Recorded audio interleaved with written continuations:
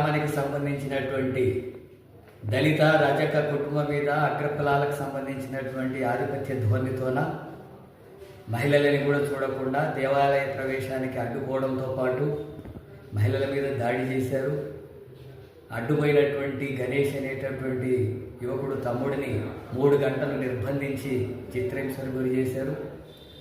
దాడికి తట్టుకోలేక 2 నెలల పసిపాపను ముందర పెట్టి వేడుకుంటే కాలు మొక్కుతామని చెప్పి వేడుకుంటున్న ఫుట్బాల్ తన్నినట్టుగా పసిబిడ్డను తన్ని చంపేశారు. ఇంత దారుణమైనటువంటి ఘటన జరిగితే పోలీసులు అక్కడికి వెళ్ళలేదు, వాళ్ళకి రక్షణ కల్పించలేదు.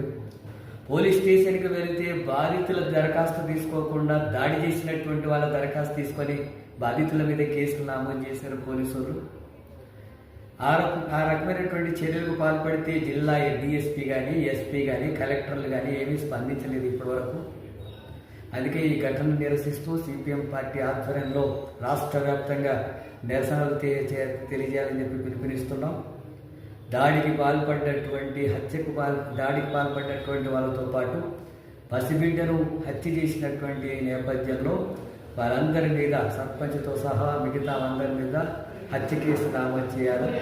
ఫాస్ట్ ట్రాక్ కోర్టు ఏర్పాటు చేసి వాళ్ళని కఠినంగా శిక్షించేందుకు చర్యలు తీసుకోవాలి.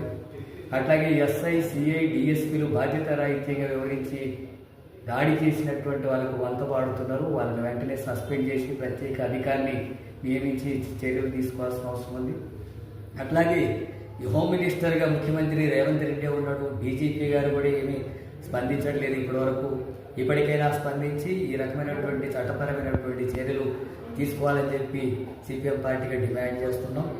అట్లాగే ఇటువంటి ఘటనలకు జరుగుతున్నప్పుడు వాటిని అరికట్టడానికి ప్రభుత్వం అంతా కూడా చర్యలు తీసుకోవాల్సినటువంటిది. ఈనాటి కూడా కుల దురంకార ఘటనలు జరగడం, కుల దురంకార హత్యలు జరగడం, పసిబిడ్డలు కూడా కులం పేరుతో చంపేయడం, ప్రభుత్వ యంత్రాంగం అంతా కూడా బాధితులకు రక్షణ కల్పించకపోవడం లాంటి ఘటనలంతా కూడా జరుగుతున్నాయి.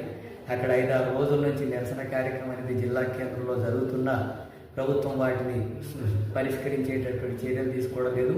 అందుకే దీన్ని నిరసిస్తూ వెంటనే వాళ్ళ మీద హత్య కేసు నమోదు చేసి ఫాస్ట్ ట్రాక్ కోర్టు ఏర్పాటు చేసి శిక్షించాలని చెప్పి డిమాండ్ చేస్తూ రాష్ట్ర వ్యాప్తంగా నిరసనలకు పెద్ద సంఖ్యలో ప్రజలు పాల్గొని జయప్రదం చేయాలని చెప్పి ప్రజానీకానికి విజ్ఞప్తి చేస్తున్నారు.